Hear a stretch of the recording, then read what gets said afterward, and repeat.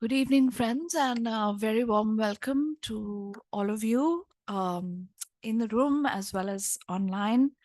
We're here for a talk on a new book by its author, Vanya Vaidehi Bhargav, and her book is Being Hindu, Being Indian, Lala Lajpat Rai's Ideas of Nationhood.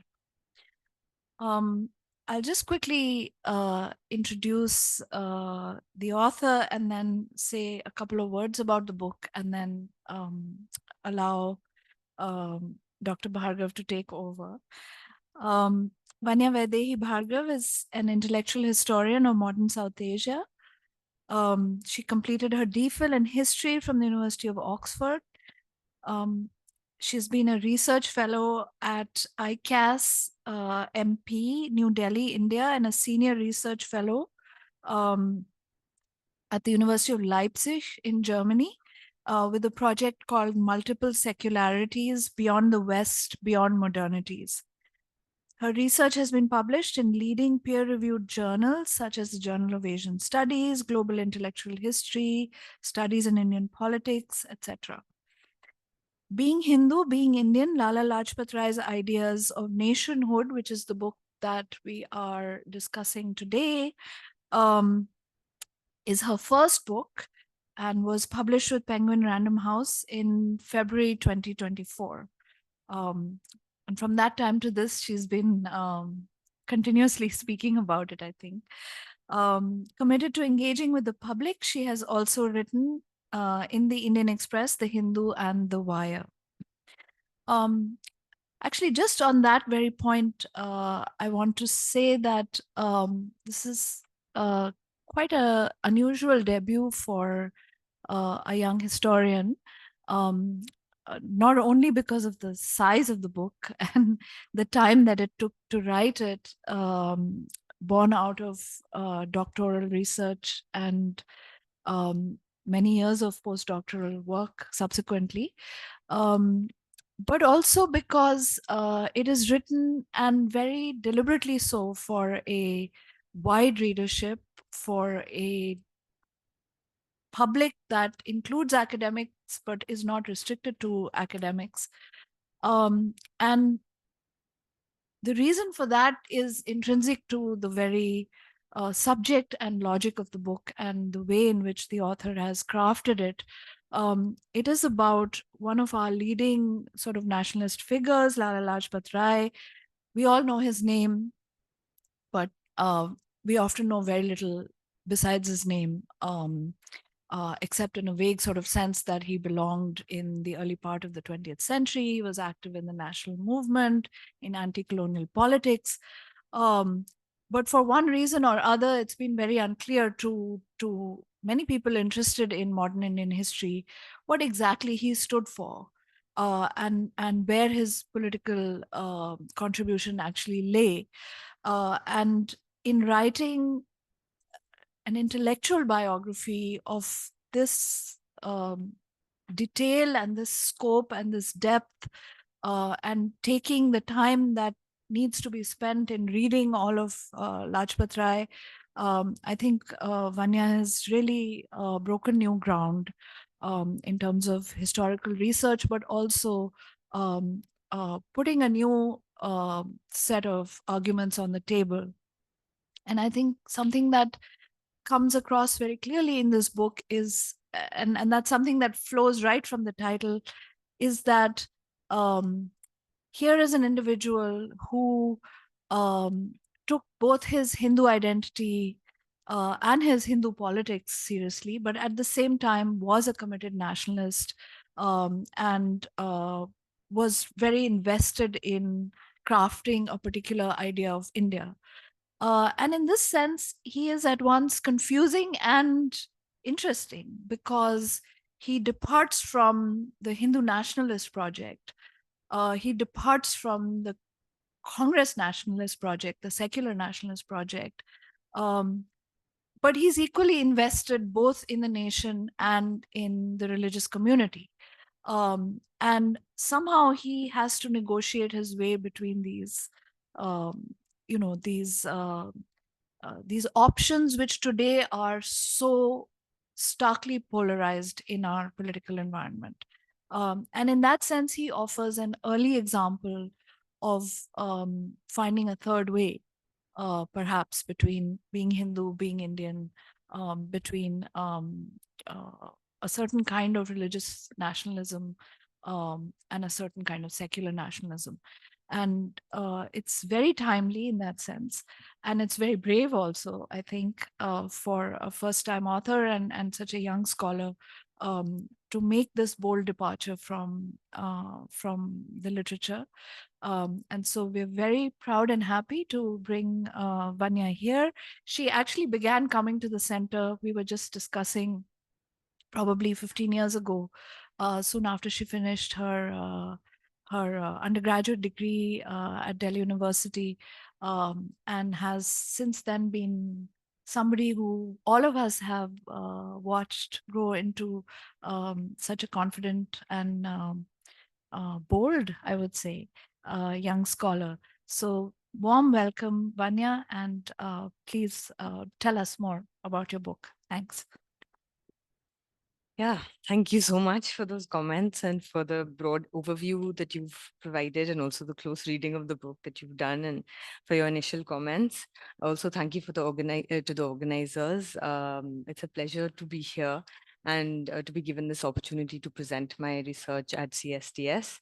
And I look forward to the discussion afterwards. Um, so in the post, I'd actually said I'd mentioned that I'd be elaborating on the two chapters that I'd shared, the arguments in the two chapters, which relate to the third phase of Lala Lajpat Rai's life, concerning the shift in his ideas of nationhood while he was in exile in America between 1915 and 1919. But I thought that since most of you have now read those chapters, I should probably use this presentation to contextualize those chapters in light of the book's broader themes and arguments, because I think this would help you make better sense of not just the two chapters, but also how they relate to the book's broader analytical arguments and aims. So yeah, I think I'll start. So in popular imagination, Lala Lajpat Rai is always linked to Bhagat Singh. It was to avenge Lajpat Rai's death that Bhagat Singh assassinated Saunders, an act for which he was hanged. Rai is remembered as a great leader who sacrificed his life for the nation. Many Indians recall that Lajpat Rai, along with Bal Gangadhar Tilak and Bipin Chandra Pal, was part of the Lal Bal Pal trio of extremist leaders who, as opposed to moderates like Gopal Krishna Gokhale, advocated more radical confrontational methods to achieve self-government for India. But Lajpat Rai has also become known in another avatar. As an ideological ancestor of Hindutva, the Hindu nationalist ideology elaborated by Vinayak Damodar Savarkar in his 1923 tract, Hindutva, Who is a Hindu? Proponents of Hindutva today make a clear and assertive claim on Lajpat Rai as one of their own. This is symbolized by Kiran Bedi, the BJP's chief ministerial candidate for Delhi in the 2015 state election, putting her scarf around Lajpat Rai's statue in Delhi. It's also symbolized by the organizer, the RSS's weekly organ, paying homage to Lajpat Rai and claiming that he championed a politics more akin to its own rather than the anti-Hindu, pro-Muslim nationalism of the Indian National Congress. The Hindu nationalist ideological family sees Lajpat Rai as one of the Hindu heroes neglected by the Congress and by secular historians. Interestingly, this Hindu nationalist claim on Lajpat Rai as their icon is confirmed by dominant interpretations of the man in historical scholarship. In the 1990s, with the rapid rise of the Sangh Parivar in Indian politics, historians and political scientists tried to understand the history of the origins and development of Hindu nationalism in India. In these histories, V.D. Savarkar and M.S. Kulvalkar are studied as the chief ideological founding fathers of the Hindu nationalist ideology. But Lajpat Rai too appears in these histories as part of Hindutva's prehistory. For instance, in Christoph Jafferlow's pioneering research on Hindu nationalism, Lajpat Rai appears as a proto-Hindu nationalist who in 1909 articulated an earlier embryonic form of the ideology that Savarkar then fully developed in 1923. In his later work, Jaffarlo views Rai more boldly as playing a pivotal role in the birth of Hindu nationalism, an ideology later fine-tuned by Savarkar. Chetan Bhatt, another scholar of Hindu nationalism, similarly views Rai as articulating a Hindu nationalism with a strong continuity with Savarkar's Hindutva. This general impression of Lajpat Rai is found in scholarship that deals with Rai only in a cursory manner. My argument is that this interpretation of Lajpat Rai ends up leaving out much nuance and complexity. I began to realize that something was amiss in our understanding when I chanced upon some writings and speeches which showed that Lajpat Rai supported the Khilafat movement led by Gandhi and a section of the Indian Muslim leadership. How was this supposed forefather of Hindutva supporting a movement in defense of an Islamic caliphate?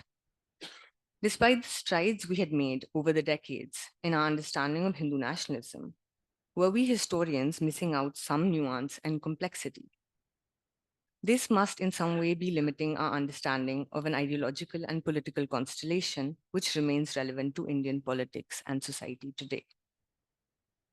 The absence of a comprehensive study of Lajpat Rai's nationalist thought over different phases of his life has facilitated his evaluation as a predecessor of Savarkar, and this has cramped our understanding of the history of Hindu nationalism and nationalism in India in general.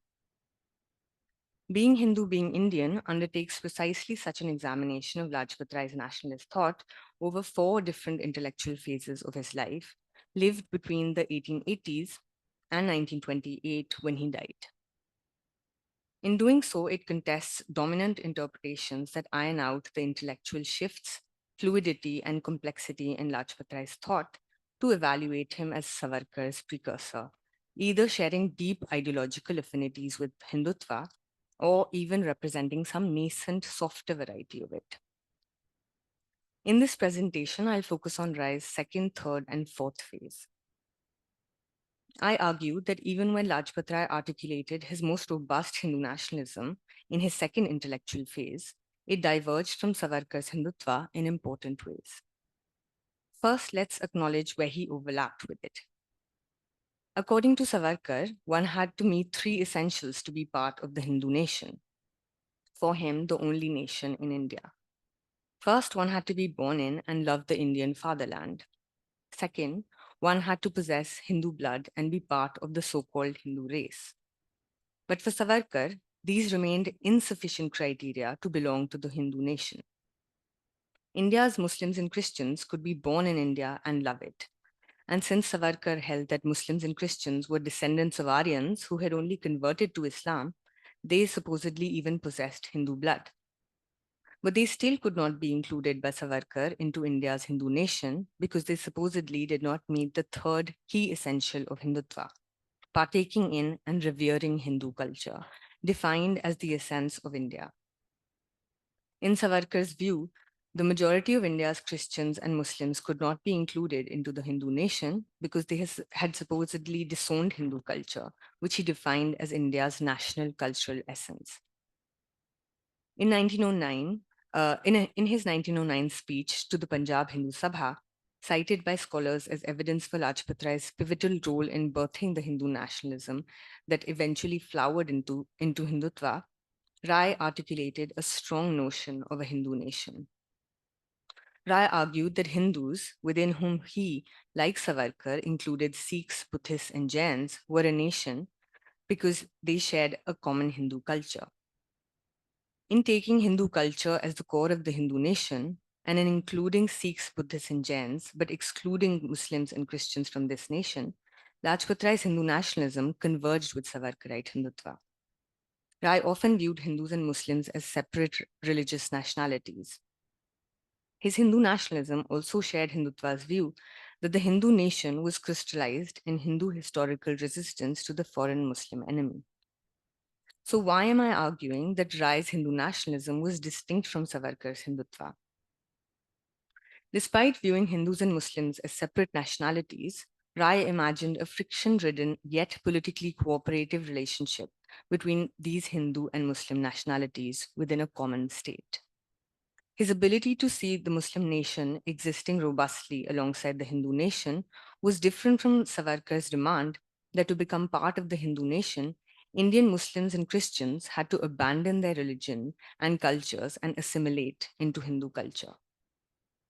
Lajpat Rai's Hindu nationalism did not require such religious abandonment or cultural assimilation from Muslims and Christians. It lacked Savarkarite Hindutva's desire for Hindu cultural supremacy and its aversion to religio-cultural diversity, and was marked by a basic respect for India's diversity. Unlike Hindutva, Rai's Hindu nationalism ultimately envisioned the eventual unification of the Hindu and Muslim nationalities into a broader Indian nation. To be sure, Rai's articulation of a Hindu nationalism had a political dimension. Lajpat Rai saw members of the Hindu nation as having common interests that could require separate political organization. But even when Rai espoused this semi-political Hindu nationalism, when he used the term nation in the fully nationalist statist political sense to mean a community that must govern and rule itself through a state of its own, Rai always referred to an Indian nation, including Hindus, Muslims, and other religious communities, and not a Hindu nation. Unless Muslims and Christians gave up their supposedly foreign religions and cultures and adopted Hindu culture, Savarkarite Hindutva refused to include them into the national fold and treated them as second-class citizens of an India that belonged to Hindus. This held true even though Savarkar made statements in the late 1930s about formally granting equal citizenship rights to Muslims.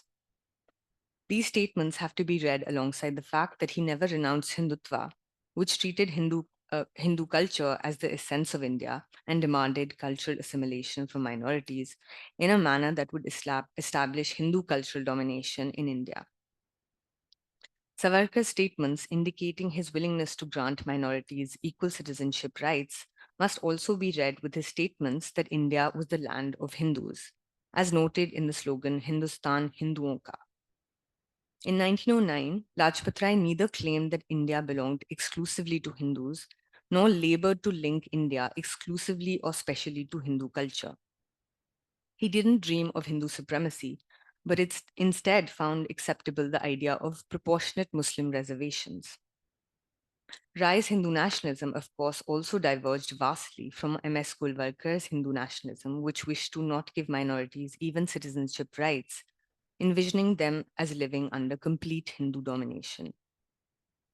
So Rai's articulations of a Hindu nationalism may have been drawn upon by later Hindu nationalists, but this doesn't mean that Rai himself articulated the same kind of Hindu nationalism. Lajpat Rai's Hindu nationalism has to be understood independently of teleological ties to Savarkarite Hindutva. It was not the same as it, nor was it a softer variety of it. It was a different kind of Hindu nationalism that took for granted the existence of a Muslim nation in India, the eventual unification of Hindus and Muslims into a common Indian nation, which had a basic respect for India's religio-cultural diversity and did not dream of a future of Hindu supremacy. And then things get even more complicated. Because by 1915, with the start of the third phase of Lajpat Rai's political life, about which you've read in the chapters that I shared, Rai was singing a different tune.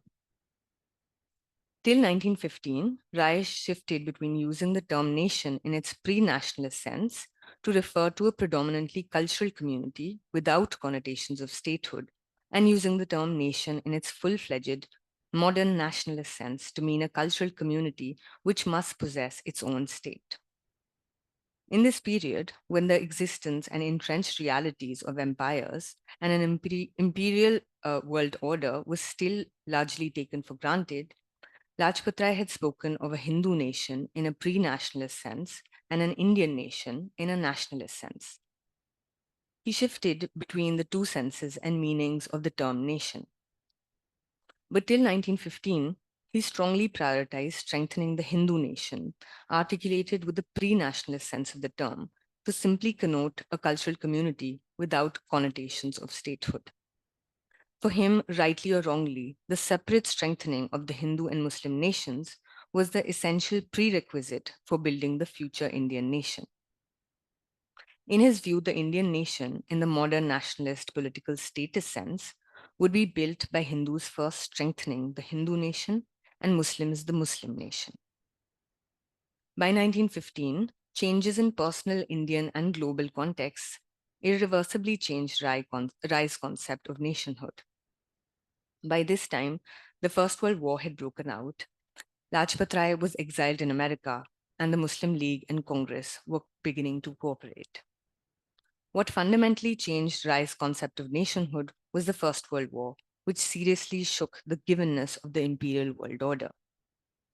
The logic that superior nations had the moral right to rule over other inferior nations gave way to an imagination of the world as consisting of equal self-governing nations. Lajpat Rai could now more vividly and realistically imagine nations as self-governing political formations. And he now began using the term nation firmly and consistently, only in its fully nationalist political status sense, to refer to a cultural community which needed to express itself in an independent state. As he made this firm and decisive shift, Rai also ceased to equate nations with religio-cultural communities, earlier signified by his references to Hindu and Muslim nations. He now decided that there existed only one nation in India and not more, and that this was the Indian nation, comprising India's various religious communities. Between 1915 and 1919, Lajpat Rai elaborated a richly textured nationalist narrative firmly grounded in the notion that Hindus and Muslims constituted a single Indian nation. Lajpat Rai's shift towards using the term nation solely to describe a single cultural and political community, broader than and comprising India's diverse religious communities, was partly fueled by his changed geographical location. Having arrived in England as part of a Congress deputation in 1914, he had gotten stuck there after the outbreak of the First World War in the same year. He had then traveled to the United States, where he spent the next 5 years. With this new global lens, differences between Hindus and Muslims looked less significant. In America, Lajpat Rai also interacted with American progressive liberal and socialist intellectuals, some of whom held egalitarian and inclusive ideas. These may have encouraged Lajpat Rai's shift towards a new Indian nationalism, which saw Hindus and Muslims as sharing bonds of common Indian national belonging. But more than this, what seems to have encouraged Lajpat Rai's shift was significant changes in the Indian and global political context. In India, this changed context was constituted by the political reorientation of India's Muslim leadership. The British government's actions within India between 1911 and 1913 had seriously embittered sections of India's Muslim leadership. This included its revocation of Bengal's partition, its refusal to accept a Muslim university at Aligarh without British control, and its mishandling of the Kanpur mosque affair, where the government demolished the wuzukhana of a mosque and then fired upon protesters. On top of that, Britain was approving of attacks on the Ottoman Empire by Italy and the Balkan states, and was also talking of partitioning the Ottoman Empire. This also upset some now politically ascendant sections of British India's Muslim leadership. Since the formal end of the Mughal rule in the 19th century, and also coinciding with the political marginalization and colonization of Muslims, both globally and in India, several prominent Muslims had begun to articulate so-called pan-Islamic ideas about the existence of a global Muslim community united by a common Islamic civilization, with the Ottoman Caliph as Islam's spiritual head and the Ottoman Empire as its temporal embodiment. As Jamil Aydin argues, this had been their means to elevate their self-esteem in the context of European imperialist ideas about Muslim inferiority and Western superiority. The Ottoman Caliphate Empire was the symbol upon which Muslims drew to bolster their pride and confidence in this context of colonial humiliation and political marginalization. Some Muslims also simply conceived paying allegiance to the Caliph as a matter of religious faith. And so, British actions in India and globally vis-a-vis the Ottoman Caliphate Empire led many emerging Indian Muslim leaders to question the Muslim League's policy of loyalism towards the British and aloofness from the Congress. This new generation of Muslim leadership sought greater collaboration between Hindus and Muslims. Lajpat Rai welcomed this changed political reorientation of the Indian Muslim leadership as ushering in the possibility of a new Indian nationalism upheld by Hindus and Muslims. He now reconfigured his own nationalist thought to firmly, confidently, and decisively shift towards reimagining Hindus and Muslims as members of a single Indian nation. It was once again the First World War which had radically altered Lajpat Rai's nationalist stance. It endowed him with a new internationalist perspective. It shook his assumptions about a morally superior Europe and enabled him to more confidently view and criticize British imperialism as tyrannical, exploitative, and criminal. The whole Eurocentric imperial world order was now seen by him as completely unjust and illegitimate. India was not a unique victim of British imperialism. Asia was a victim of European imperialism as a whole. The entire map of the world needed to be reconfigured to make the world order less hierarchical and more equal. Lajpat Rai now believed that Asia, led by Japan, needed to unite and rise up against European imperialism. He predicted that this Pan-Asian movement would produce a revolution against the imperial world order and establish a new world order consisting of equal self-governing nations. Lajpat Rai latched onto Bolshevik rhetoric about the need for a new world order based on equality and brotherhood. And then American President Woodrow Wilson's wartime rhetoric about a world order based on the principle of self-determination. From Lajpat Rai's view, given that the world order needed a complete overhaul, and given that Indians needed to join the Asian struggle against European imperialism, Hindus and Muslims had to forget their religious differences and petty quarrels and unite with each other and with other Asian countries to smash European imperialism altogether. It was this that really kick-started his imagination of nationhood in India in 1915. In this period, Lajpat Rai still sometimes argued that India's Muslims belonged to the same Aryan race as Hindus and were touched, as Hindus were, by India's timeless Hindu culture. So he may have separated nationhood from religious community, but he sometimes defined India's distinctive culture in terms of Hindu culture. He sometimes seemed to deny that India's national culture, or even the culture of India's Muslims, was also shaped by Islam. If the Hindu assumptions of Rai's wartime Indian nationalism make it a Hindu nationalism, this Hindu nationalism was again distinct from the Hindutva ideology Savarkar was conceptualizing during these years. Rai's wartime nationalism again lacked Hindutva's demand that Muslims and Christians must give up their supposedly foreign religions and cultures with their links to extraterritorial holy lands and assimilate into Hindu culture. Rather than desiring Hindu cultural homogeneity, Rai's nationalism sought to assert the indigeneity of India's Muslims and endow Hindus and Muslims with a sense of common belonging and a common ancestral community. Rather than constituting soft Hindutva, Rai's wartime nationalism practically accepted India's religio-cultural diversity. It was a non-assimilationist, diversity-accepting Hindu nationalism. In some writings, Rai in fact went to great lengths to prove the common Indian nationhood of Hindus and Muslims by constructing for them a shared hybrid ancestry and pluralist culture. He rejected the idea of Hindus and Muslims belonging to a common Aryan race and proclaimed that they belonged to a common Aryan-Mongolian mixed race. He said, quote, "No Indian, Hindu or Mohammedan ever attaches any importance to his racial origin. The sons of man have so freely mixed and mingled in the past that racial distinctions are only a matter of imagination and conjecture. Hindus, Muslims, and Christians are all a racial mix-up. The Muslim descendants of Persian, Afghan, Turkmen, Mughal, and Arabic invaders have a great deal of Aryan blood in their veins, and the Hindu descendants of Aryans have a great deal of Mongolian blood." End quote. Rai's disinterest in cultural homogeneity is attested by his abandonment of the notion that Hindu culture was India's essence, and his desire that both Hindu and Muslim festivals be celebrated as Indian national festivals, and that Indians should be proud of Hali, Iqbal, and Mohani, as well as Tagore, Roy, and Harish Chandra.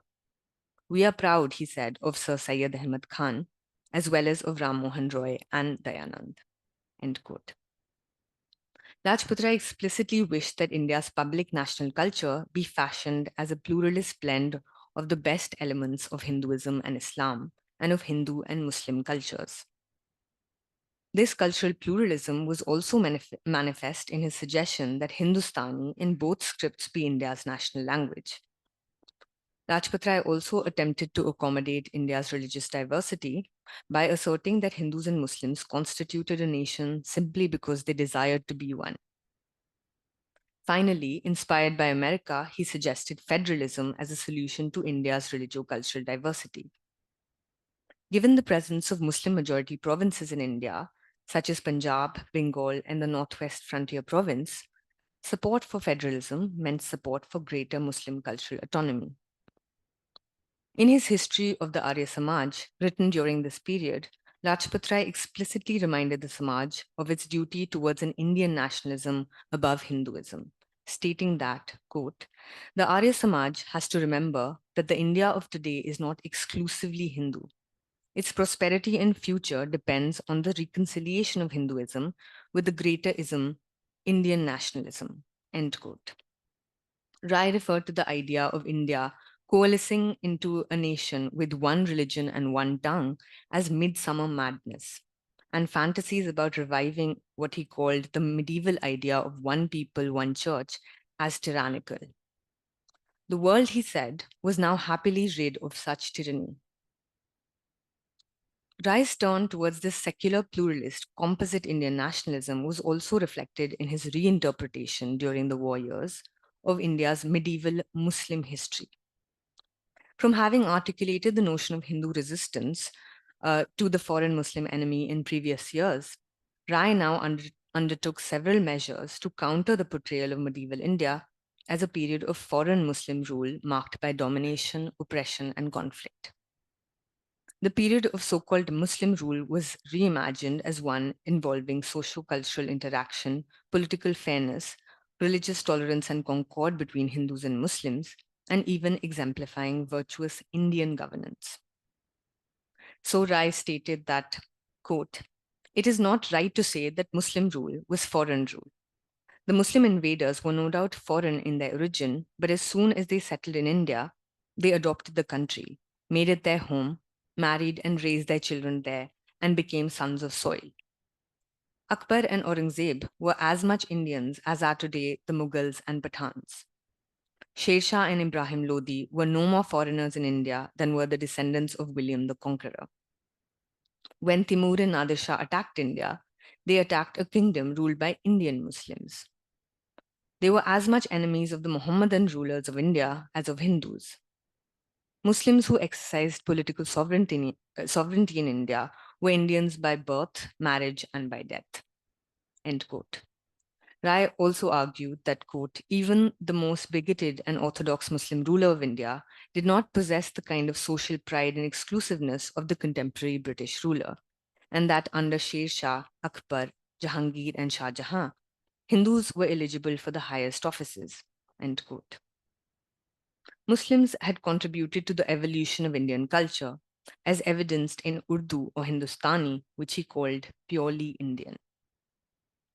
According to Rai, the policies of Muslim rulers, unlike the British, rather than exploiting India in the interests of a foreign country, benefited India. Rai also countered British portrayals of Muslim rule as tyrannical and violent, arguing that, quote, there was no authentic record of even Aurangzeb having ordered any general massacre of Hindus, end quote.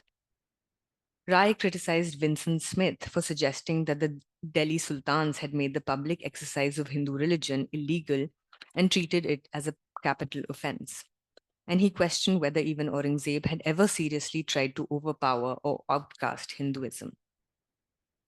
Lajpat Rai pointed out that while the medieval times in Europe were marked by religious warfare and persecution, in India, the period of Muslim political sovereignty was marked by relative religious tolerance. By unearthing Lajpat Rai's wartime nationalist narrative, my research shows that whether or not Hindutva further developed the Hindu nationalist ideas articulated earlier by Lajpat Rai, his own Hindu nationalism gave way to a rich, distinctive, composite Indian nationalist narrative. Indeed, his new Indian nationalism led Rai after his return to India in early 1920 to actively support the Khilafat movement led by Gandhi and a section of India's Muslim leadership. This movement aimed to preserve the boundaries of the Ottoman Caliphate Empire in the face of European plans to divide it up following Turkey's defeat in World War I. It also insisted that Islam's holy places must remain under the Ottoman Caliph's custody. Now, for Rai, Hindu-Muslim unity was both the foundation of Indian Swaraj and a moral and political principle to be pursued for its own sake.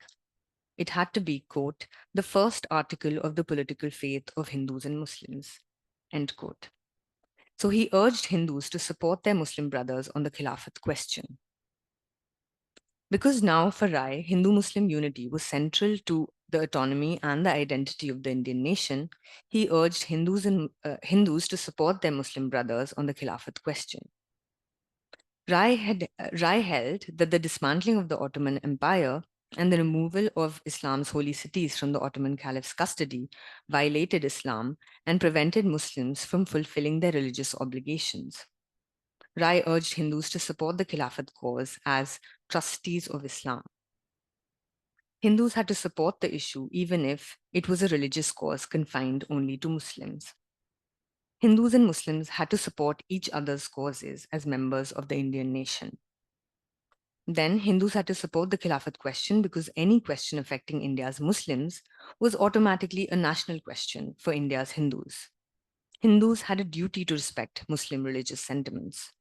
Any offense to India's Muslims was an offense to India's Hindus. Moreover, in Rai's view, Britain broke its pledge that it would protect Islam's holy places and the Caliphate, a pledge on the condition of which it had obtained Indian military help in the war against Turkey. The breaking of this promise to Indians needed to be protested by Hindu and Muslim Indians. Rai countered Hindus who argued that pan-Islamism made Indian Muslims arrogant in their political negotiations with the British government and aloof from India and Hindus. Rai argued that the Khilafat cause had in fact made Muslims renounce their earlier aloofness and energized them into taking their rightful place in Indian nationalist politics. The pan-Islamism of Indian Muslims had encouraged their Indian nationalism. Rai also told Hindus that pan-Islamism was beneficial for them because Britain's irrational fears of pan-Islamism compelled it to treat Indians justly. For Rai, after the war, pan-Islamism was also part of his struggle against the Eurocentric imperial world order and his attempt to establish a world order of equal self-ruling nations. The Ottoman Empire was seen as a defensive fortress protecting Asia and India from further European imperial subjugation. The Muslim world, with the Ottoman Caliphate at its head, was seen as India's guardian ally against an increasingly imperialist Europe. And Indian Muslim sympathies with the Ottoman Caliphate Empire and the Muslim world were seen as compatible with their loyalty to the Indian nation. This was unlike Savarkarite Hindutva, which held that Muslim devotion to holy sites outside India and the existence of a Muslim world beyond it divided Muslim loyalty to India and posed a threat to Hindus. Lajpat Rai, on the other hand, asked Hindus, quote, how long are we going to be afraid of shadows and be deceived by imaginary fears set before us as a justification of despotic rule? End quote. For Rai, fears about pan-Islamism were a British creation to divide Hindus and Muslims. He urged Hindus to repose their trust in India's Muslims. India's freedom required complete trust between Hindus and Muslims. Contrary to what may be assumed about a supposed forefather of Hindutva, rather than expressing a Hindu nationalism fearful of Muslim religiosity and suspicious about their extraterritorial loyalties, Lajpat Rai's Indian nationalism urged Hindus to respect Muslim religious sentiments and sympathies towards the Ottoman Caliphate and Muslim world. It strove to promote trust between Hindus and Muslims. Clearly, pigeonholing Lajpat Rai's entire thought as Hindu nationalism has obscured a historical and intellectual juncture when a Hindu political figure like him enthusiastically supported pan-Islamism as compatible with and even necessary for Indian nationalism. While scholarship on Hindu nationalism typically portrays the standard Hindu response to the Khilafat movement as one of fear and resentment, Lajpat Rai shows that this was not the sole Hindu response to the movement. Finally, this book seeks to challenge historical scholarship, which assumes that when, in the violent aftermath of the Khilafat movement's decline, Lajpat Rai joined and led the Hindu Mahasabha, he elaborated a Hindu communalism equivalent to Hindu nationalism. It shows that in the fourth and final phase of his life in the mid-1920s, Lajpat Rai, as Mahasabha leader, elaborated yet another new and distinct Indian nationalist narrative. He now organized a militant Hindu politics aimed at mobilizing Hindu opposition to Muslim demands for separate electorates and communal representation, which he now, in the context of unprecedented serial rioting and polarization, saw as the root cause of Hindu-Muslim disunity. These, he now concluded, prevented the possibility of Indian national unity and therefore Indian national freedom. Because he saw it as preventing Indian disunity and continued unfreedom, Rai saw his Hindu politics as being in service of Indian nationalism. In fact, Rai opposed separate electorates and communal representation because he saw them as violating the secular preconditions necessary for forging a united Indian nation. According to Rai, in modern times marked by religious diversity, the mixing of religion and politics would eventually lead to conflict, which was why the West had banished religion from politics and in some cases even privatized religion, enabling individuals to unite as members of a common nation. India's religious diversity meant that Hindu laws could not form the basis of an Indian polity. Rai rejected Hindu theocracy or a state with Hinduism as the established, privileged official religion as inappropriate for a religiously diverse India. However, since this diversity was now causing conflict, India had to follow the West and separate religion from politics in order for Hindus and Muslims to unite as members of the Indian nation. As Mahasabha leader, Lajpat Rai aimed at establishing a radically secular state and politics free of all markers of religion as a crucial precondition for the foundation of a united, stable Indian nation. The militant Hindu politics he sought to engineer through the Hindu Mahasabha aimed at establishing precisely such a radically secular state and politics. While Rai sometimes dreamt of a secularism which even privatized religion, his secularism in fact came closer to the American wall of separation ideal of secularism. His vision of a secular Indian state would grant full religious liberty of belief, worship, propagation, association, and education as a constitutional right to all communities forming the Indian nation. No government funds would be devoted to any religious institutions or purposes. Much like the American secular ideal, the state would refrain from interfering in religion, whether to hinder or positively assist it, granting full religious freedom. Rai, as Mahasabha leader, also remained willing to depart from this American-style secularism to concede reservations to the Muslim minority in proportion to their population, if this was required for Indian national unity. This acknowledged Muslim minority fears of Hindu majoritarian domination. In fact, much of the fury of Lajpat Rai's Hindu politics was aimed at preventing the extension of Muslim communal representation beyond their numerical proportion in the population.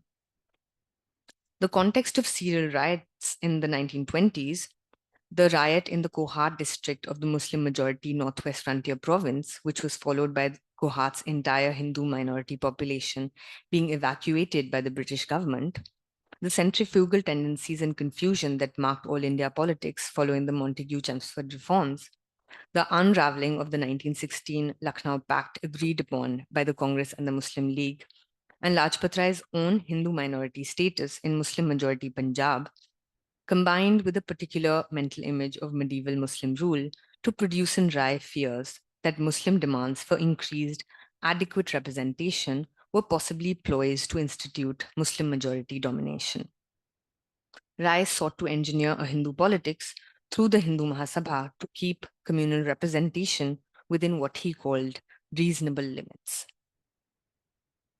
To be sure, Rai defined these limits in terms of Muslim representation in proportion to their numbers and India's population. Anything above that was seen to encroach upon the political rights of the Hindu majority. Rai's Hindu politics and his secularism was attached to the notion of a Hindu majority, which had to be defended even violently if necessary. Rai's secularism played its role in preventing the expansion of Muslim political rights. From the more trust-based secular Indian nationalism Lajpat Rai articulated in the Khilafat movement, in the mid-1920s, he moved towards a more distrustful, hardline secular Indian nationalism, explicitly hostile to contemporary Muslim political demands. His vehement opposition to them shows that a move from a Hindu nation-based narrative to a secular Indian nationalist one does not always involve a move towards a politics more accommodative towards Muslim demands. Yet Rai's secularism was not based on a desire for Hindu majority domination. This is evident when he stated that, quote, "To the Hindus I will say, if there are any among you who still dream of a Hindu Raj in this country, who think that they can crush the Muslimans and be the supreme power in this land, tell them that they are fools, or to be more accurate, that they are insane, and that their insanity will ruin their Hinduism along with their country." End quote. Rai's secularism did not privilege Hinduism as a state religion. Granting inclusive citizenship, it held that every human being born in India or of Indian parents, or who has made India his or her home, is a compatriot, regardless of color, creed, caste, or vocation. It supported the Nehru Report's grant of equal citizenship, defining a citizen as every person who was born and whose father was either born or naturalized within the territorial limits of the Commonwealth. Religion was delinked from citizenship. Rai's secularism granted religious freedom to all, advocated Hindustani rather than Hindi as India's national language. It also envisioned a federal state granting substantial autonomy to India's Muslim-majority provinces.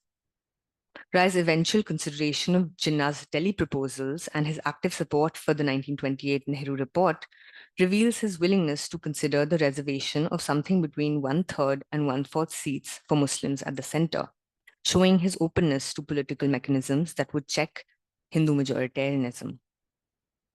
As a Hindu Mahasabha leader, Rai did not articulate Hindutva dreams of Hindu supremacy, but explicitly opposed fantasies of Hindu Raj as ruinous of Hinduism and India. Rai's vision of a secular Indian nation state was aimed at through a militant Hindu politics, and yet his secularism was not reducible to Hindu majoritarianism. It continued to hold positive significance for minorities. But equally, and this is important, Rai's secular communal position was ultimately an untenable one. His Hindu communalism threatened to undermine his own secularism, rendering it unstable and fragile. To conclude, this book, of course, is not just about one man and his ideas. It uses Rai's thought to make broader analytical arguments about the need to recognize internal differentiation within Hindu nationalism. Not all Hindu nationalisms are the same as Hindutva. Second, about the need to allow for shifts and fluidity within a politician thinker's ideas. People's ideas change in response to changing political and intellectual contexts. We need to pay close attention to how they change, why, and what this means. And finally, Hindu politics and a vision of secular Indian nationalism and secularism can be expressed together and share ground. But this doesn't necessarily nullify the meaning and integrity of that secular vision, reducing it to a ploy for Hindu majoritarian domination. In some cases, one can have an insecure Hindu politics seeking to establish a secularism which rests on an attachment to the Hindu majority, but still opposes dreams of Hindu supremacy and domination, rejects the notion of the state privileging Hinduism and Hindus, emphasizes equal citizenship regardless of religion, which respects diversity and can even consider Muslim political reservations. At the same time, such militant Hindu politics has a bearing on that secular vision, rendering it unstable. Hindu politics and secularism cannot be expressed together easily or for long. In the end, one must destroy the other. A hyphenated secular communal position is an untenable one, since Hindu communalism threatens to undermine core secular values such as peace, tolerance, and fraternity. And so while my research agrees with revisionist scholarship, which rejects assumptions of mutual exclusivity between Hindu majoritarian communalism on one hand and secular Indian nationalism and secularism on the other, I wish to strongly push back against current scholarly tendencies to virtually conflate these categories, reading secularism as little more than thinly veiled Hindu majoritarian communalism. Rai's untenable hyphenated secular communal position shows that we must continue to retain analytical distinctions between secularism and Hindu majoritarian communalism. Thank you.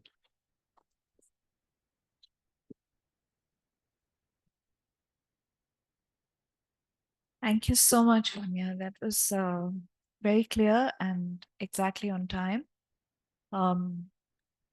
I've had so many informal arguments and discussions with you around Indian nationalism, usually triggered by the new Shah Rukh Khan film of that moment. And little did I suspect that it was really Lala Lajpat Rai, at work behind these complicated arguments that you would often make. So I'll open it out for questions. We have about 40 minutes, I would say 35, 40 minutes. And I can't see right now, but I assume that we have people online as well who may like to ask questions. If you could invite them, Ayodhya, to please type their questions into the chat box. But I'm happy to go around the room and collect a few questions. Yes, please, Dhananjay. Do we have a mic? We'll start here and then go to Prabhat, maybe. Do you want to take a few or you want to just answer one by one? I think a few, yeah. Okay, please. Thank you. Thank you for this wonderful book and presentation. Just a query. How do you look at his encounter with the Black lives in USA, being minority himself, that province from he was coming, and also interaction and influence of Gandhi from Young India or book to Young India journal in Gandhi, shaping his distinct notion of Hindu and Hinduness. Why I'm saying that, because Gandhi and Savarkar had a fierce debate on Hinduism and the violence. Did you see such debate between Lajpat Rai and Savarkar directly or implicitly on any occasion? That was a lot of questions. Actually, disguised as one question. Yeah, please, Prabhat.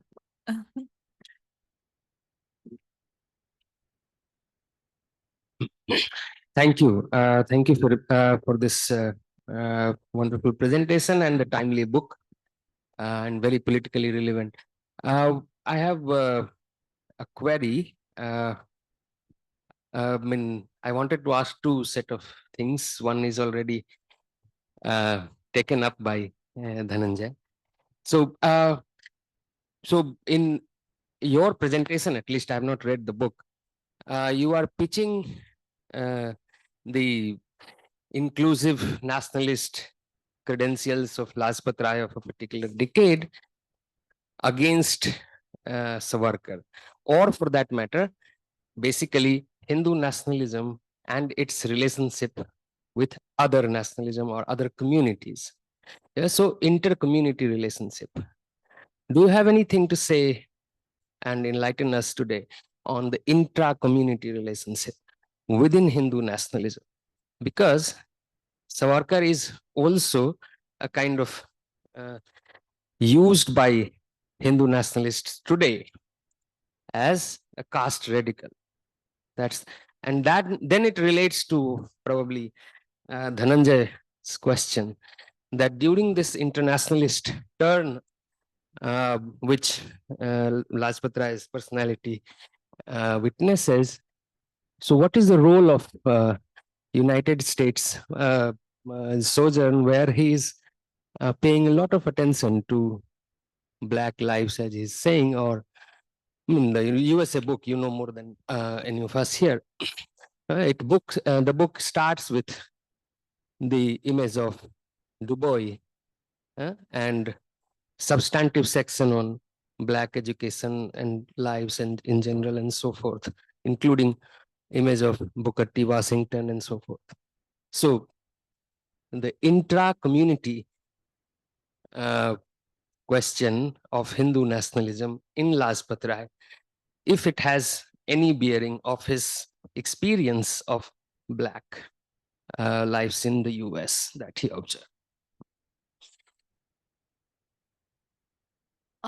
Unless somebody has a pressing question, I think that's quite a lot of things you want to just start there. Yeah. Yeah. Yeah. So when he was in America, he did meet, developed these friendships with W.E.B. Du Bois and Oswald Willard, also Booker T. Washington. These were people involved in civil rights and also African American education. I know he saw this movie, Birth of the Nation, which is now known a lot. And at that time, so he kind of talks about this movie of the play of the Ku Klux Klansman, he calls it. And he's very shocked by the racial hatred that he sees in the movie, but also in his travels in the American South. And the comparison that he's making is with British Indian relations and upper caste and lower caste and Dalit relations. So he's making that comparison quite well and quite a lot. Related to, yeah, I think I'll come to that question. The intra-community, in the second phase of his life, he is very radical on caste. Even as someone who's articulating ideas of a Hindu nation and a Hindu community, he uses the terms interchangeably. Very, very radical on caste in terms of providing low caste and Dalits with a secret thread, eating with them, dismissing taboos on intercaste eating together, marriages, and also talks about the need to the great importance of educating lower castes and Dalits precisely so that they can challenge upper caste brutality and exploitation and arrogance. Yeah, so I think to me, it kind of shows to us this radicalism that Lajpat Rai has. And of course, there are limits to this radicalism because I don't think he would allow for this radicalism to supersede also the main point that the point of his politics, which is to consolidate a Hindu community. So the radicalism is happening within that framework. But I think what we could learn from it is probably that we perhaps underplayed this kind of radicalism within the Hindu nationalist movement because we paid a lot of attention to Ambedkarite politics and the political separatist politics that came later in the 1920s, with also, the Adi Hindu movement and the Adhar movement and all, also the Chamars organizing in UP. But actually, there is a strand of scholarship which has always showed that the Arya Samaj has played a pretty big role in this kind of caste reform. And even Mark Yugasmayer's book talks about how a lot of the Adharm figures who moved out of the Arya Samaj eventually did return to it also. So after that separatism, there was a return also. Why was there this return, and what does that tell us about what religion and religious identity and the meaning of that for Dalits also. And maybe that is one thing we underplayed and didn't understand enough.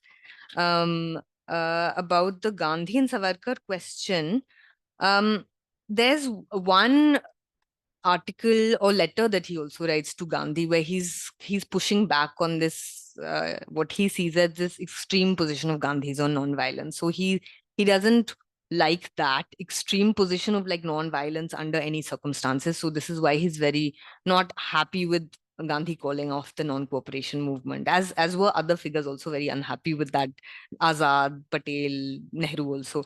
So he's has a not as principled a position on non-violence as Gandhi, but then on the other hand, he's also argued against the cult of the bomb, and he sees this as also mindless. There's no vision there, and there's mindless waste of life. And this nation also requires a vision, not just this kind of sacrifice for the nation. And he's also keeps a distance from the Gaddarites for this reason. On violence, I would think this but during the 1920s, his Sangathan is his Hindu Sangathan is permissive of violence in self-defense, which in his view, I think is self-defense. And he's not realizing, is how I read it, of the polarization that it is also causing, despite the fact that he himself finds all of this very distasteful. But he's not kind of seeing his own politics, what that politics is contributing to what is happening. So it's kind of going against his own vision of a stable and united, peaceful Indian nation that he wants. Actually, perhaps you could say a bit about his views on the Bhagavad Gita and how those relate to his position on violence, militancy, self-defense, etc. Right? Yeah, so that he's in with that tradition of trying to find resources within Hinduism, and specifically within the Gita, to justify this kind of anti-colonial violence that's happening. So in 1907, it's towards the anti-colonial rule, this violence that but then still he's seeing it as not, unlike Savarkar, not the most essential and necessary and the only mode of anti-colonial politics. And so it's, for him, it's the last resort, and just an argument that you can that violence is possible if one needs to do it. It's not illegitimate, but this is the last. After you try constitutional methods, it should be tried after that. Hilal? Your mic? Oh, sorry. Could you introduce yourself, please? Yes, ma'am. This is Bhuvan Krishna. I'm doing my post-graduation from Delhi University in political science. Much gratitude to ma'am for your well-enriching book and your speech. My question was regarding, there was another figure, that is Madan Mohan Malviya, who also traversed between the analytical constructs of Indian nationalism and Hindu nationalism per se. He was a Congress moderate, and then he was also active in the Hindu Mahasabha politics, just like Lala Lajpat Rai. How did his views compare with that of Lala Lajpat Rai, given particularly that Rai came from the Arya Samaj background from Punjab, Suba, where Hindus were a minority, and even Arya Samaj, for all its contribution, never became the mainstream of the Hindu society as per se, while Malviya came from the stronghold or citadel of orthodoxy, that is from the Gangetic plain. So how did their views regarding the Hinduness or Hindu politics convey, given that while Lala Lajpat Rai came towards Indian nationalism at the point of Khilafat issue, while Malviya was one of the Hindu politicians who gave a spirited dissent against the Indian nationalism and the non-cooperation Khilafat agenda. So could you, ma'am, please show some light on it?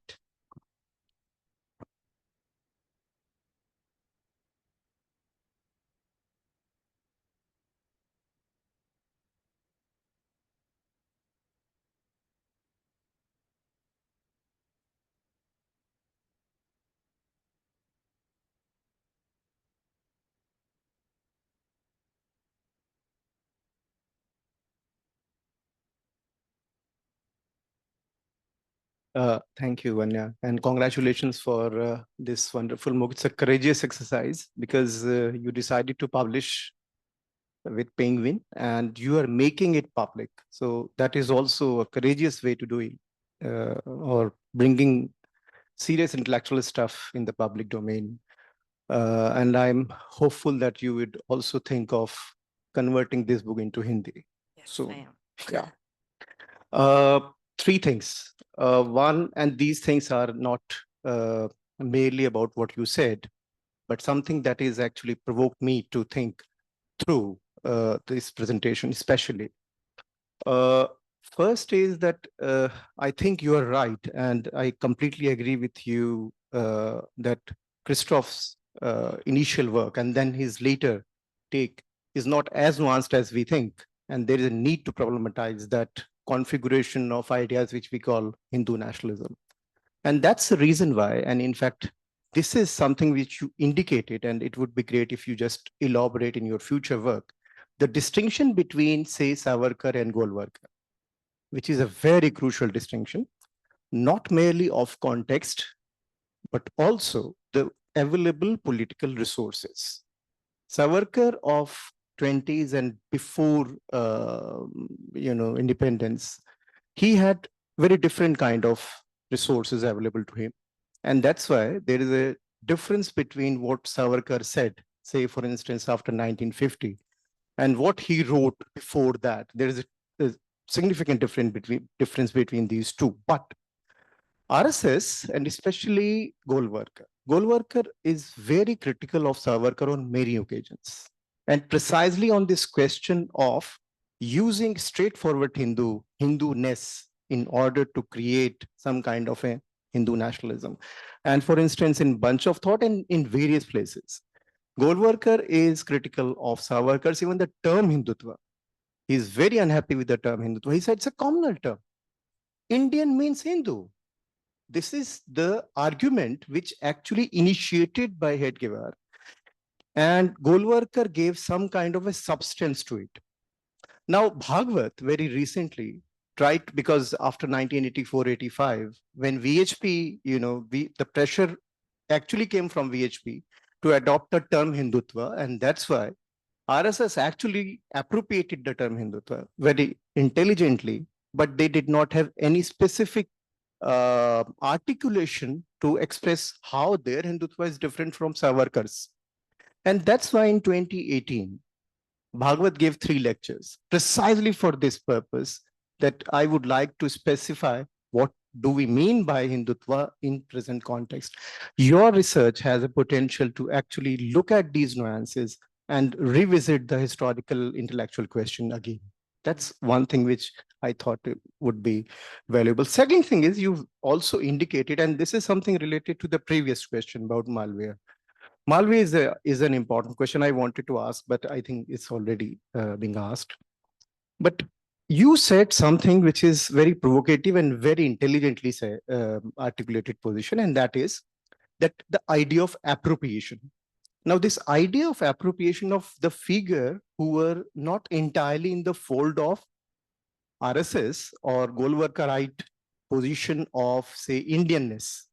I'm hesitant to use the term Hindutva because it's a very recent innovation of RSS. Their Indianization project has a very interesting trajectory, which I find there are 4 different ways in which this appropriation thing happens. One, that they would always like to take those figures who are actually popular in the public domain. Say, for instance, Bhagat Singh, Lajpat Rai, etc., and even now Ambedkar. So the popularity is the first criteria. The person should be popular. One. Second is extraction. You have to identify the relatable element in his or her thinking in such a way that you can relate it to that. So you extract that. That's the second way in which you do that. Third is placing that extraction into your conception of a highly fuzzy, unclear conception of a nation. That's the third thing which they usually do. They are doing with Ambedkar now. And finally, and this is something which is very crucial, and that's the reason why Christoph couldn't take that. You got it, Christoph couldn't, because the freezing of the symbol. Fourth level of their thing is that they would freeze the symbol. This is ours. Ambedkar is ours, Bhagat Singh is ours, etc. So they won't allow you to go into the thinking of that thinking that is related to that symbol. So I think your research has a potential also to reflect upon these 4 stages of appropriation. Sorry, if I can just add to what Hilal is saying. I mean, just as a commentary on what he said, that the fact that your book tells us how Lajpat Rai himself changes his mind so many times and has different positions at different phases of his own intellectual and political career, that the freezing would militate against that. It wants to freeze him as a kind of, as you said, an ancestor of Hindu nationalism, right? And somebody who can be plucked out of the Congress fold and taken on this side. But you're actually showing us that he's flip-flopping, he's changing his mind, he's moving around, and it's not so easy to do that. To see him as just a proto-Hindu nationalist, right? So I think that's sort of what you're suggesting, is that the very, and I noticed that you use those words again and again: nuance, flexibility, right? Fluidity and complexity, which emerge from a thinker like this. That's something that you foreground. So that's actually very helpful for those of us who are invested in undermining the Hindutva project, in a sense. Should I answer the two questions, or?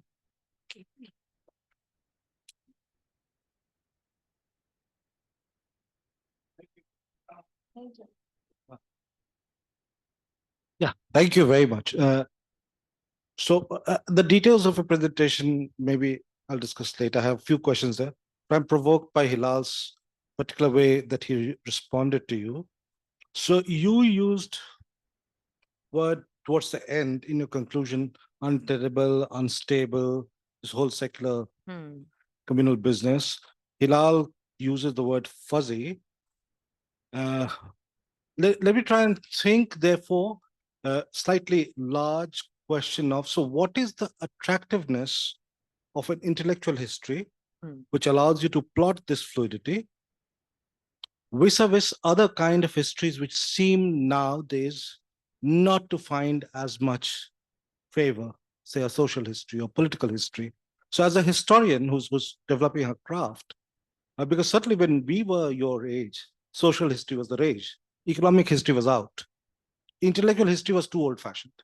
But it seems over the past decade, intellectual history is the norm, and other kinds of histories have slid into the background. So if you wanted to reflect a bit on what this kind of an exercise offers to you as a historian, and what are the kind of questions that you could possibly ask if you went the Hilal way, say about politics or a social, so that hybrid is socially always present. So I just want you to think a bit about it. It's not necessarily your book, but details we'll discuss later. Yeah.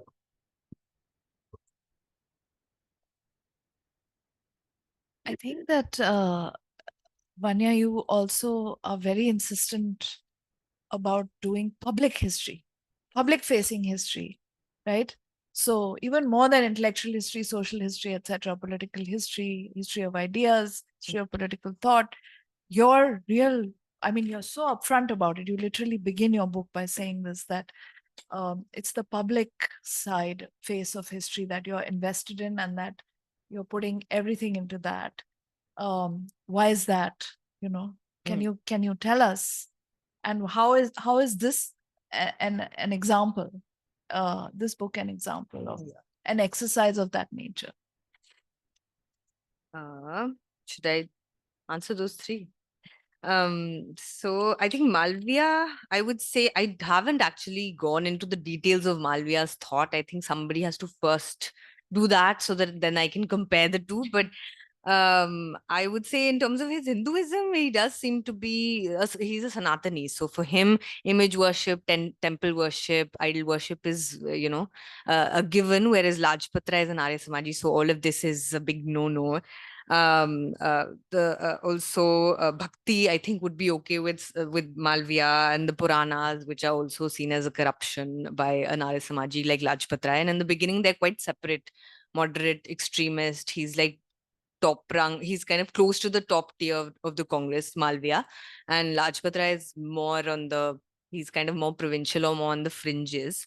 But there is a difference of also in as early as 1889, Lajpat Rai is already, because of his Hindu minority background in Punjab, he's already more sympathetic to the minority question on a all India level. So as early as 1889, he's talking about, they can have their proportionate representation, their own representatives, whereas Malviya's mum on the communal question. So he's much more of a, pure Indian nationalist. But I think in some ways they agreed, and they were the moderates within the Hindu Mahasabha and considered two people by the more extremist Hindu Mahasabha leaders, Bhai Parmanand and N.C. Kelkar, B.S. Munje, considered them to be in the pocket of the Congress. So these were people who still wanted to keep the Mahasabha as a pressure group within the Congress and under the wing of the Congress Indian nationalist ideology, which I think the others were trying to replace and displace. And Bhai Parmanand had like the same that vision of like homogenization, one state, one culture, one language, that kind of thing. And yeah, Hilal's question was, I don't know enough about MS Golwalkar, but I would be sympathetic to that idea that we need to also unpack the differences between Savarkar and Golwalkar. Like even the fact that one does not even want to grant citizenship rights and the other one is formally granting citizenship rights, or there's that difference between assimilation being a way and here, I don't think that's even a way into it. But yeah, I would be sympathetic to that idea of really unpacking over the decades what the nuances are within this political ideology. And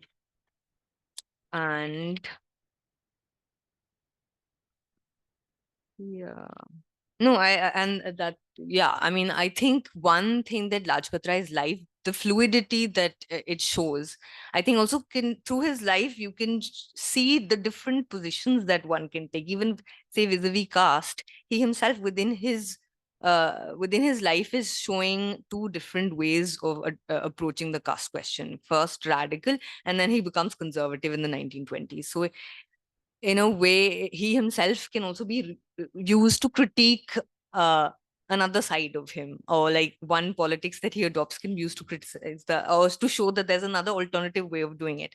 He himself shows that you could have looked at Muslim history in a particular way, and then later he himself shows that you can actually view the same period in a totally different way. And here are the arguments he himself is giving. So I'm glad that you took that away from that. And that is, I think, linked a little bit to your question also, Deepu. I think just the value of it would be to show, I think, the fact that how in flux the ideology of nationalism is, and how zigzag and messy and chaotic this history was and non-linear it was, and the different ways in which a person's thought can contribute to different ideological families and lineages. And also that people have positions that they take it's almost like we assume that it's A, B, C, D, E, that's one box, but sometimes people can take A, B and then X, Y, Z, and for us, it's counterintuitive. So someone at IIT Delhi the other day also asked me, like, how is this person supporting socialist trade union labor movements and hanging out with W.E.B. Du Bois, but in the Hindu Mahasabha? But I'm assuming that there is a strand of politics and thinking that exists like this in in Indian society, and maybe we haven't paid enough attention to that. And Lajpat Rai is an entry point maybe to start doing those kinds of histories and investigations and glean something from that for something which is relevant to intellectual history and understanding of ideas and politics today also. I don't know if that answers your questions fully, but I agree with that. I think it's a very difficult task. It's a very important task. My concern is whether this flux of all human beings are complex, and a political leader is bound to be even more complex. So it's very important to work out the different stages of what they're doing. But is it also possible to merge it with what is happening in the social world? So is it possible to merge with Lala Lajpat Rai's role as an active politician, given these changing positions that he has over time? yeah. And how would a historian do that? It's going to be, this is complex enough. Doing that would be even more difficult. Yeah. So even this, I thought that I was doing something which is actually quite against the grain, because now intellectual histories are actually quite abstracted from the politics. So it's mostly focusing on Gandhi's ideas, Jinnah's ideas, Azad's ideas, and the politics of it, and writings as kind of divorced from the politics of it. So what does it mean to do an intellectual history which is of a politician, not a theorist? And this is not someone who's systematic like Gandhi, even though Gandhi, of course, may have had his contradictions and his changes, but and obviously was also situated in politics. But Lajpat Rai is a different kind of a thinker who doesn't have this broad, comprehensive ethical vision even, against which he's always judging his politics. So he's really responding to what other political players are doing, what global events, what riot is happening. And so that itself was also a challenge to kind of do this kind of a contextual, politically embedded intellectual history, and then for the public also. So, but yeah, I mean, I would also look forward to intellectual history, which is also like marrying social history with ideas, and yeah.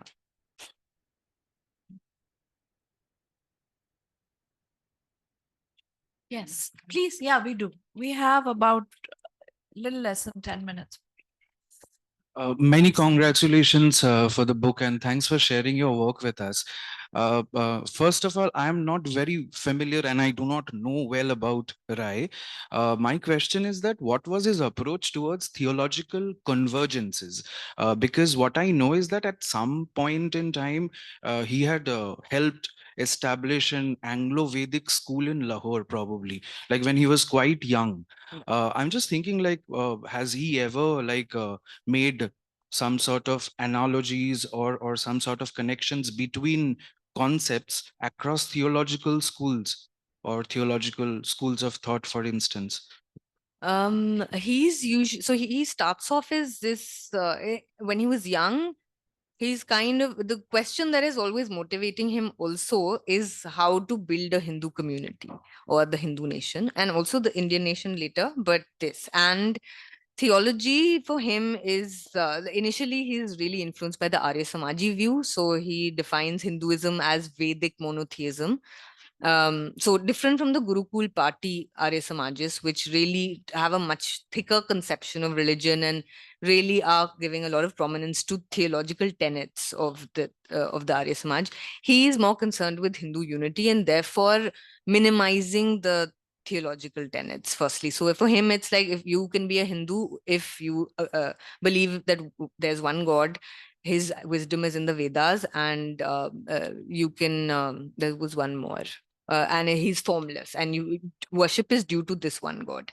And then later, slowly, as he becomes more and more concerned with building the Hindu community, he realizes that the more you insist on theology and this kind of prickly, like you have to do 1, 2, 3, the more it kind of is a problem for that project of building a Hindu community. So for him, theology starts to decline more and more as he's building this Hindu community. And you can see that very clearly in the first 2 phases of his life, how it's declining more and more, and ultimately it reaches culture. So how you can imagine, how can you include the most number of Hindus or even Sikhs and Buddhists and Jains and Brahmos who don't believe in the Vedas, is to then turn to Hindu culture. Yeah. So theology is down.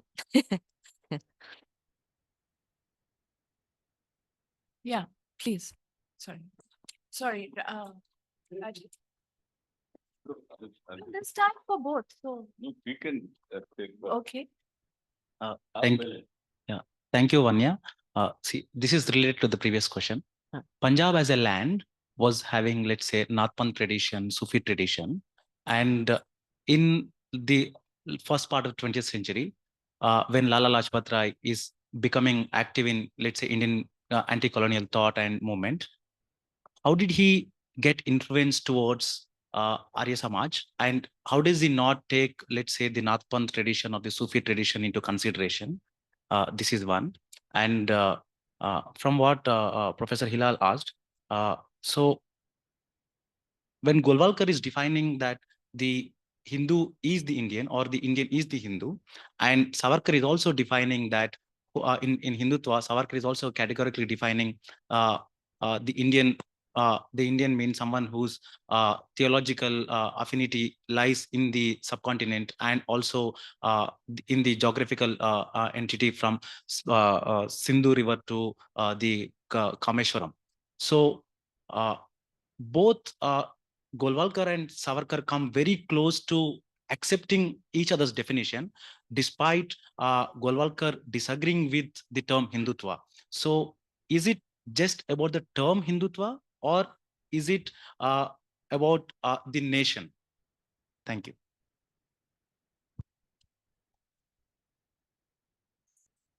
I just wanted to make a kind of a general comment following what Deepu said. And that is that, you know, he made a point about there being an economic history, dominance of economic history, then social history. And even before that, there was a certain kind of intellectual history. And now there's a return to another kind of intellectual history. And I was sort of thinking, how do we understand all these distinct ways of doing history or distinct histories? I would imagine, I mean, for example, political and social history on the one hand and intellectual history on the other. What is the relationship, and how can we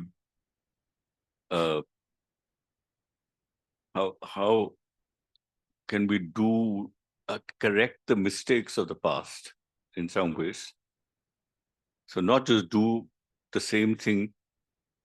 It's not a return of a certain kind of history, but do the same thing better, differently,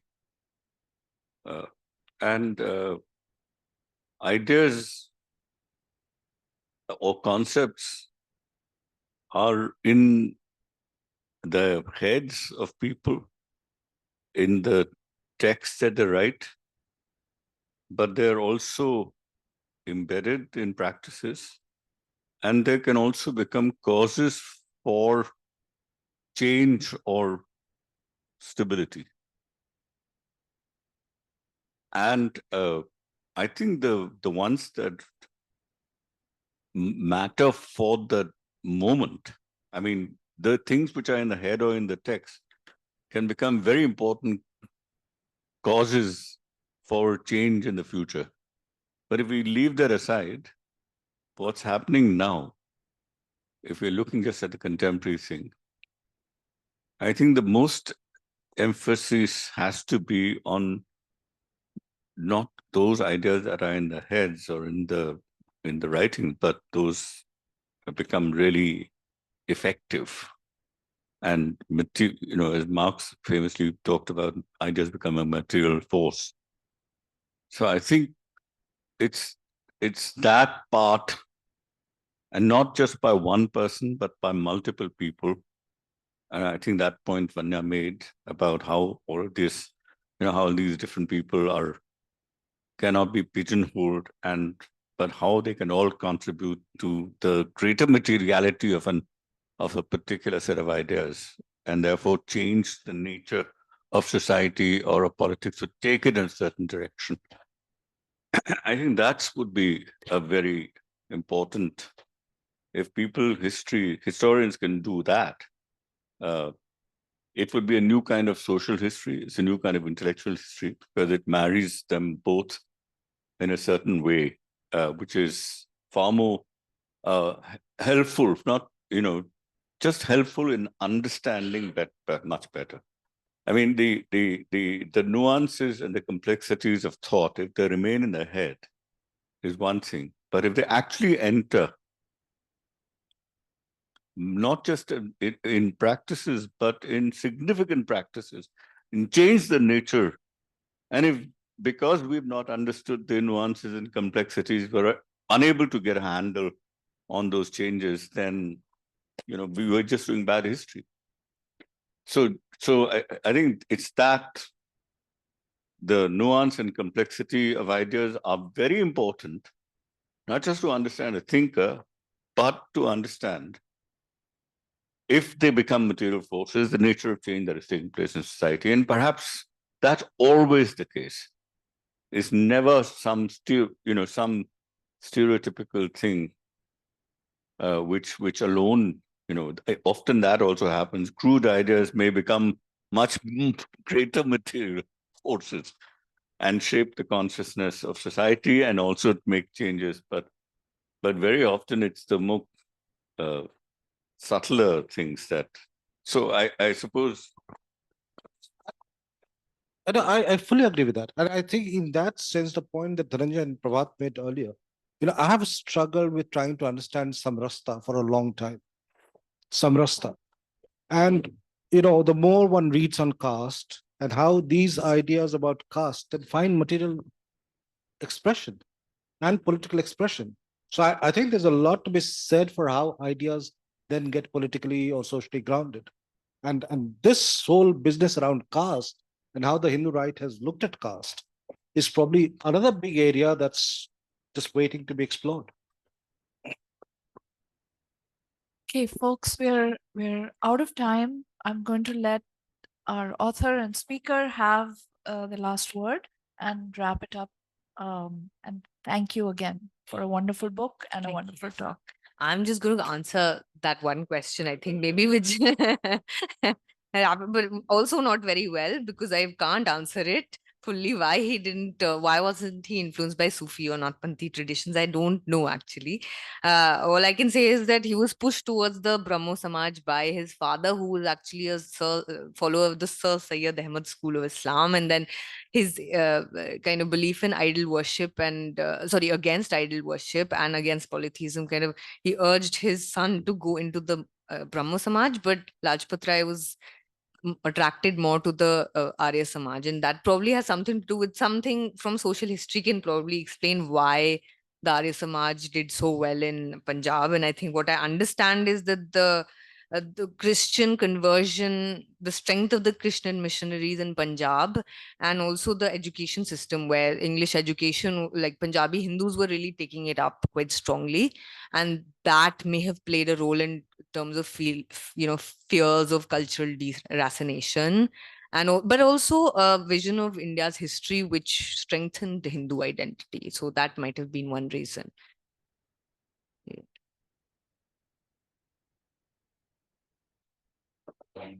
It's still not on, I think, you're right. Okay. No, I had the impression in one of your conversations with me that Lajpat Rai's mother was very influenced by Islam. Is that The right? father. The father was. And what kind of Islam was it that he was influenced by? I mean, is it to that point? Is it doctrinal? It's Quranic. It's Sufi. It's this, I mean, what I know is from his biographer, which is the Sir Syed Ahmad School of Islam. So it's obviously some sort of Muslim reformism and Muslim modernism. But then he's participating in, Lajpat Rai is also participating in Ramzan, fast, and namaz. But not sure. This is the other, the nuance bit. Sirf Islam bol dene se nahi chalega kaam. And therefore, it is very important to get deeper into the whole thing. And I think it'll make much greater sense of the, why Lajpat Rai thought the way he did in that, at least in that early period. Yeah. And which is at the moment pretty Fuzzy. unexplored. Yeah, I think that would be interesting in history also. Not just the late 19th century Punjab where the Arya Samaj is becoming strong, but this earlier period where a lot of the Arya Samajis' fathers were followers of Islam, it seems. So a lot of Lajpat Rai's uh, uh, peers and his friends. So that what is going on there in the religious milieu and the social milieu in Punjab. And about intellectual history, I just need to think a lot more deeply about all these questions that you've been discussing. Yeah. Okay, folks. So we call this to a close. Thank you. Thank you. Thank you, Vanya. It was wonderful. Thank you.